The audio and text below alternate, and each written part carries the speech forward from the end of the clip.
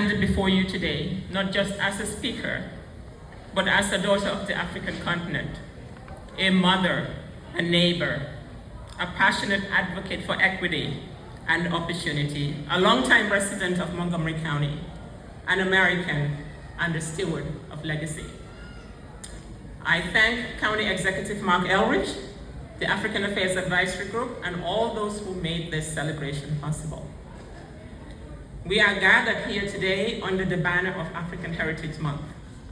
But our story did not begin with a proclamation. It began with people, visionaries, workers, elders who built community long before recognition came. We organized, we showed up, and we made our voices impossible to ignore. The African Affairs Advisory Group wasn't born in a boardroom, but in living rooms and in the quiet insistence that we belong. As we commemorate, we must also reflect on the work that has shaped our communities and the legacy we continue to build.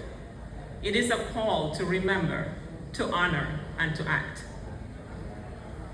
We must also shape a future where every child, every newcomer, and every voice is heard and valued. That future begins with us. Sometimes it feels like we're running in place, like no matter how many doors were kicked open, we're still standing in the hallway, waiting for someone to invite us in. I've heard that frustration. I have lived that frustration. And I want to say this clearly. The sacrifices made by those who came before us were not and are not in vain. But honoring them means more than remembering. It means continuing. It means refusing to settle for symbolic progress when structural change is still needed. Our history is not just a story of struggle. It is a blueprint for strategy. From the kingdoms of Mali and Songhai to the civil rights marches in Selma, we have always known how to organize, how to build, and how to rise. In 2008, Montgomery County made history. It became the first county, as has been shared earlier, in the United States to officially claim September as African Heritage Month.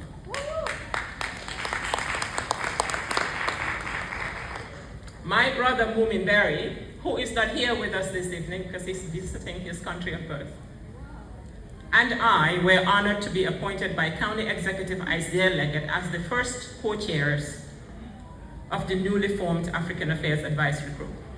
It was a moment of deep responsibility because we were entrusted to help shape a structure that could advocate, unify, and elevate African immigrant voices across Montgomery County. But the story didn't begin there. It began in 2007, when representatives from the African, the Caribbean, and African American communities gathered for the Black Leadership Summit. We met in different locations, discussed shared concerns, and reached a powerful consensus. And that was to advocate together on the issues we share and support each other on those that are unique to our communities. That spirit of unity led to the formation of the Multicultural Leadership Council, a space to shape budget and policy priorities with the county executive. By August 2008, faith, business, and community leaders were appointed to the advisory group, and with that, the AAAG was born. We faced challenges, competing interests, the push and pull between self-interest and community-focused goals. But we built structure. We created bylaws for the African Affairs Advisory Group. We had a code of conduct, and we had working groups focused on education, health, and economic development. Our meetings were open to all. Anyone willing to contribute was given the opportunity to do so. And we saw impact. In 2008, the county, blazed the trail at the insistence of African immigrants and proclaimed September as African Heritage Month. We advocated for access to the county business incubator. We advocated for diversity in the workforce and cultural competence amongst government employees. We pushed for better data, non-profit funding, and retraining opportunities for the underemployed. We consulted with the Office of Human Resources to help attract and retain diverse talent. We celebrated our cultures through PANAFest, soccer tournaments, Teach Africa Day, and other vibrant events. We advocated for a liaison for the African community, which was a milestone in representation. And that liaison was none other than Daniel Koroma, who served not only the African, but the Caribbean.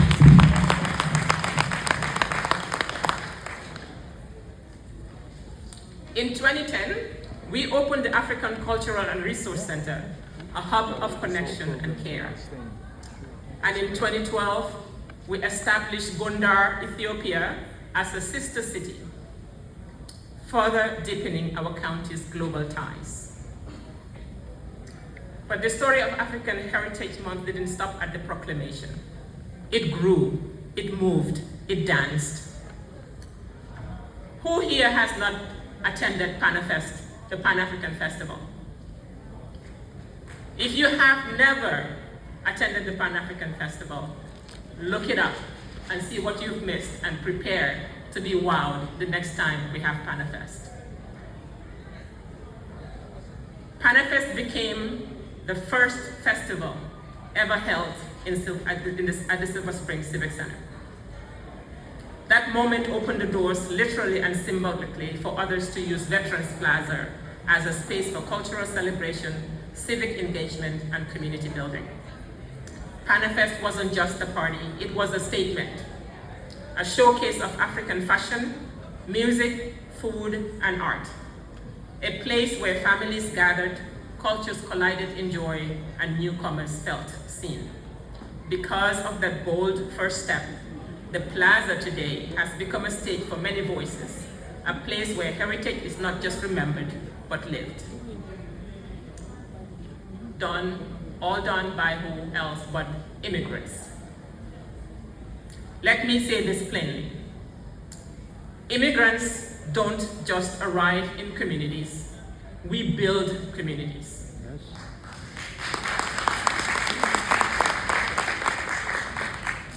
We bring clarity, we bring courage, and we bring continuity. We bring skills that fill critical gaps in healthcare, education, and technology. We open businesses that create jobs and revitalize neighborhoods. We pay taxes. We serve in the military. We volunteer.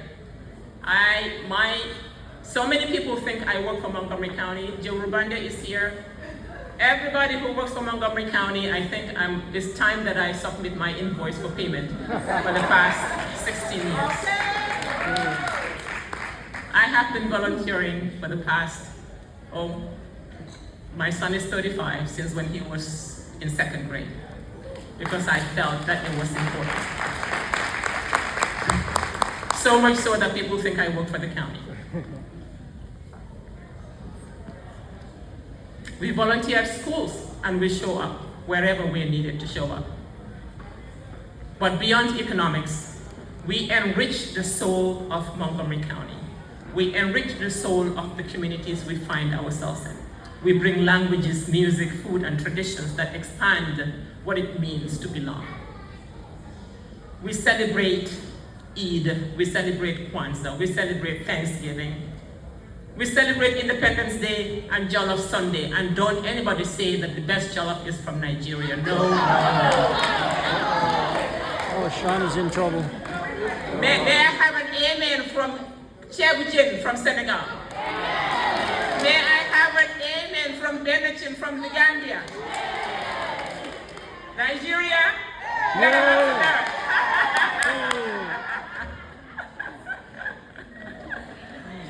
We teach our neighbors how to dance the sabar, some of the music that DJ Moose has been providing us here to do, and how to cook egusi. And in doing so, we do not dilute American culture. We deepen it. We make it more inclusive, more reflective of the world we live in. So when we talk about shaping our future, which is right along the theme of this evening, let us remember, immigrants are not just part of the story. We are the co-authors of that story.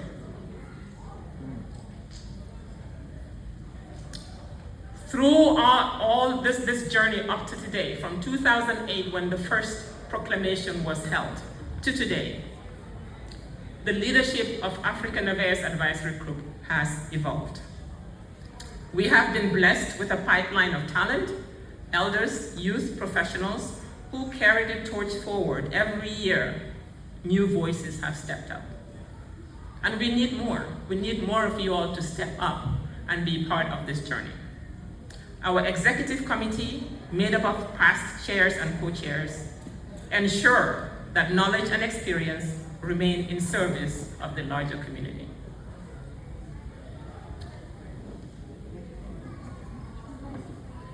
Given that we have had representatives, some of whom have left, I hope some Delegate Wims is still here, and aspiring representatives in this hall, I have a little bit to say about representation.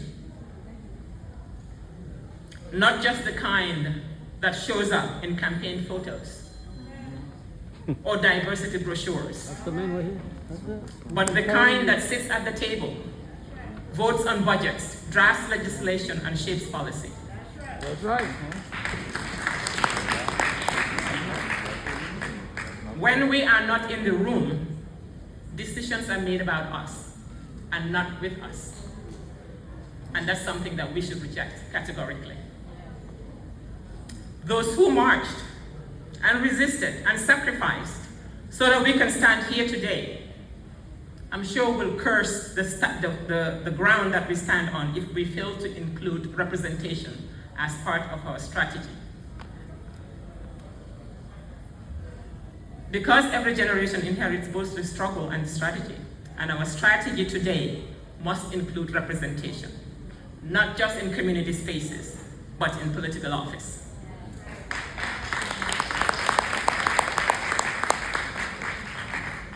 Montgomery County is home to one of the largest African immigrant populations in the country. We know that. We are educators, entrepreneurs, nurses, engineers, parents, and organizers. But we must also be council members. We must be delegates. We must be commissioners and mayors and county executives. Yeah. Why not? Why not? You may ask why, and I'll ask why not. I'm sorry. Because representation isn't symbolic, it's strategic, it's impact, it is voice, it is value and vision. It is not enough to be in the room, we must shape the agenda. It is not enough to be counted, we must be consulted. Representation is how we protect our communities. It is how we fund our schools and ensure our stories are not just heard, but centered. So if you've ever wondered whether your voice matters, let me assure you it does. If you ever questioned whether you belong in leadership, you already are. If you've ever wondered whether to run for public office, yes, you should. And if you've ever wondered also whether to support one of your own to run for public office, you sure should, definitely, no question asked. When we show up prepared, principled, and unapologetic, we shift the terms of engagement. And we do this not just for ourselves, but for our elders, whose sacrifices laid the foundation for where we are today. For the next generation, those are the children who deserve to see their names, languages, and histories reflected in the institutions that serve them. We do it for our communities, who are still navigating immigration, housing, healthcare, and education systems that were not built with us in mind, but that must be built and or renovated with us in mind. And we do it for legacy. Because legacy isn't just what we leave behind. It is what we build now with intention. To the young ones in the audience, your heritage is not a weight. It's a compass. Use it. Your heritage is not a footnote. It is a headline. You are not waiting your turn. You are the turn. Take it.